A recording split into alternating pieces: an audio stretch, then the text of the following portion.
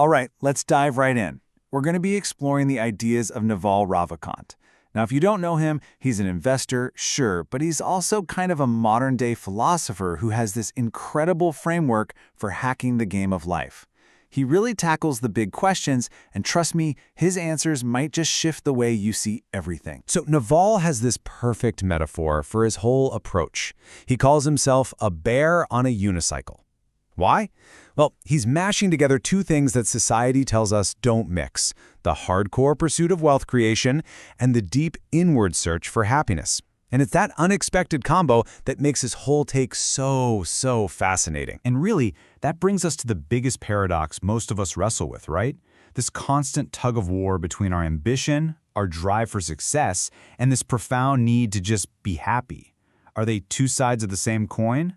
Or are they mortal enemies? So what's it going to be? Success or happiness? Do you really have to sacrifice one to get the other?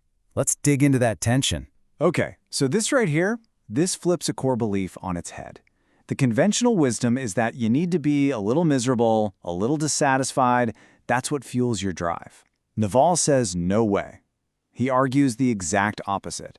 A happy, calm, and centered person makes way better decisions and ultimately gets better results. You're just operating at a higher level when you're not at war with yourself. And here's the interesting twist.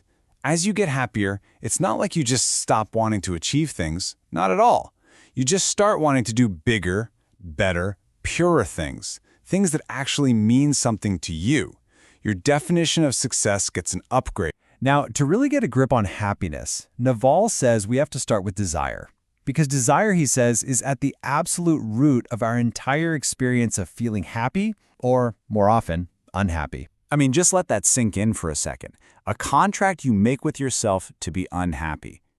Every single time you want something, you're essentially signing on the dotted line, agreeing to a period of self-inflicted suffering until you get it.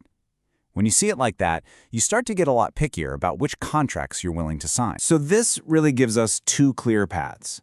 Path one is the path of success. Go out and get the thing you want. Fulfill the desire. Path two is the path of the ancient philosophers, like Diogenes, the path of renunciation. Just want less. Learn to not need the thing in the first place. And according to Naval, either path can work. Both can set you free. And this quote just hits the nail on the head. That moment of getting the thing, it's over in a flash.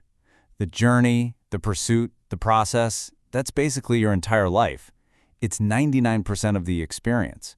So if you're miserable on the journey, well, what's the whole point? Okay, so let's say you do choose that first path, the path of success. How do you actually play to win in today's world? This is rule number 1 in the Naval playbook, and it's non-negotiable.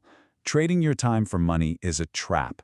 To build real wealth and gain financial freedom, you have to own equity. You need a piece of a business, a slice of the pie, something that can grow even when you're not actively working. So here's his 4-step strategy, and it's brilliant. First, you productize yourself. You find that unique thing that you love doing so much it feels like play, but to other people it looks like hard work. Then you build specific knowledge around that. This is deep, authentic skill that you can't just learn from a book. Next, like we said, you've got to own equity in what you're building. And finally, you apply leverage. You use tools like code or capital or media to massively scale your efforts, so you're not just one person doing one thing, but one person impacting thousands. But here's the thing. Winning that whole external game of wealth, it's completely hollow if you're losing the internal one. So let's talk about building real, unshakable self-esteem. I love this reframe of self-esteem. It's not some vague, fuzzy feeling. It's your reputation with yourself. You are the only person who is watching you 24/7.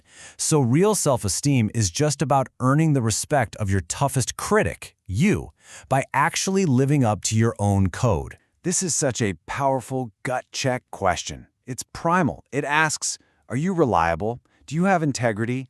Are you the kind of person you'd want to depend on when the stakes are high? If you can honestly answer yes to that, you're building a foundation of self-respect that no one can ever take away. And this distinction, this is absolutely key. We spend so much of our lives chasing peace of mind, trying to fix every problem, control every outcome out there in the world. But Naval says true peace is peace from mind. It's realizing the source of the chaos isn't the world, it's the nonstop chatter in your own head, and you can learn to step away from it. So after all this work, after you've played the external game and the internal game, what's the real prize? What's the end game here? It's not just about being rich or successful. It's something way, way bigger. To get to that end game, you have to know what game you're playing. And Naval says there are really only two. You've got wealth games, which are positive sum. That means we can all cooperate, create new things, and everyone can win together. Then you've got status games. Those are zero sum. They're all about hierarchy. For me to move up, you have to move down. The key is to consciously play wealth games and avoid the trap of status games. And this, right here, this is the ultimate punchline. This is the whole point. You learn the rules of the game, you play it well, you win. Not for the sake of winning, but so that you can earn the right to stop playing altogether.